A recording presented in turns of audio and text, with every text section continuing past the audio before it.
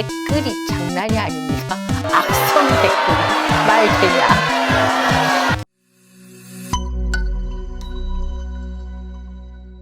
여러분 안녕하세요. 5월이라고 하네요. 벌써 5월이래요. 5월은 정말 아름다운 계절이라고 하는데 여러분들하고 약간 무거운 걸 한번 다뤄보려고 합니다. 1억 원을 주면 아이를 낳을 수 있을까? 이게 묘약이 될 수 있을까요? 사실 우리 대한민국을 다시 되짚어 보면 2차 세계대전 이후 지구상에서 가장 성공한 나라로 꼽히지 않습니까? 석유 한 방울 나지 않는 자원 빈구, 남북 분단에서 국방부 지출이 과도한 나라, 강대국들 사이에 위치한 지정학적 리스크, 어느 하나 유리한 것이 하나도 없는 나라가 성공한 나라 1순위로 꼽힌다라는 건 교육을 잘 받는 우수한 인적 자원이 있어서 가능했다라고 하는 중론입니다. 근데 그 인적 자원이 고갈될 위기로 가고 있고 다양한 노력을 하고 있지만 백약이 무효라고 합니다. 지난해 4분기 10월에서 12월 출산율이 기록적인 0.65명이라고 하는데요. 제가 며칠 전에 서초구청 인터뷰를 가서 서초구청을 좀 물어보니까 청장님 말씀이 우리는 0.5명이에요. 깜짝 놀랐습니다.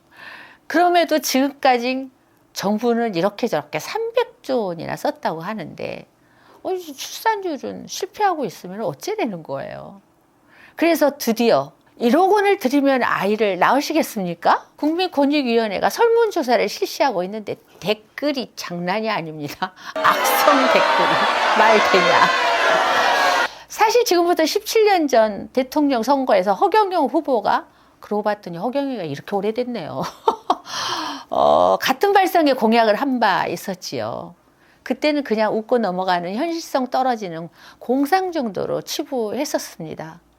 그런데 1억 원의 현금 지원. 마음만 먹으면 못할 것이 없는 정책이지요. 그러나 부정적인 요소 또한 간과해서도 안 될 것입니다.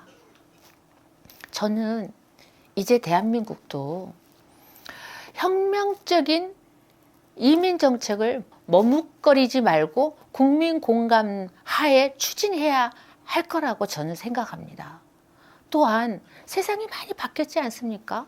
인공지능과 로봇에 의한 인구 대체 가능 주장도 오히려 인구 감일 대한민국에서는 한 번 정도는 뭐 나쁠 것이 없다 이렇게들 생각들을 하고 있네요. 일찍이 2015년 엘렌 와이즈만이나 2018년 세라 하퍼스 옥스퍼드의 교수는 출산 감소야말로 인구 폭발로 지구를 구하는 것이 될 것이라는 주장도 어느 정도 설득력을 갖고 있더라고요. 이제 그렇게 막 바뀌고 있는 거예요, 세상이. 미래 대한민국이 나갈 방향을 놓고 국민의 세금을 얼마나 어떻게 효과적으로 써서 출산율을 높일 건지 대안은 없는 건지 다시 원점에서 공론화하기를 제안합니다. 그냥 대단한 사람이 얘기한 것이 아니니 흘러 안 보냈으면 좋겠습니다. 다시 정말 원점에서 공론화를 다시 한번 시작하면 어떨까 생각을 합니다. 그리고 머릿속에 계속 맴도는 게 있습니다. 여러분들도 많이 봤을 겁니다. 어느 가난한 엄마의 절규. 아가야, 다음에는 꼭 금수저 집에 태어나라. 우리는 옛날에 질 먹을 것 갖고 태어나요. 그게 이제 꼰대 이야기라는 거. 지금도 우리 다 지표 나와 있지 않습니까? 강남에서 서울대 제일 많이 가고 이제는 개천에서 용이 날 수 없는 환경이라는 거. 출산율이 시급하면 태어날 아이에게 보상이 확실하지 않으면 저는 부모에게만 무조건 돈 주는 건 이건 재앙이라고도 생각합니다. 그런데 많이들 그럴 겁니다. 무슨 태어나지도 않는 아이한테 무슨 보장을 하고 보상을 해줘.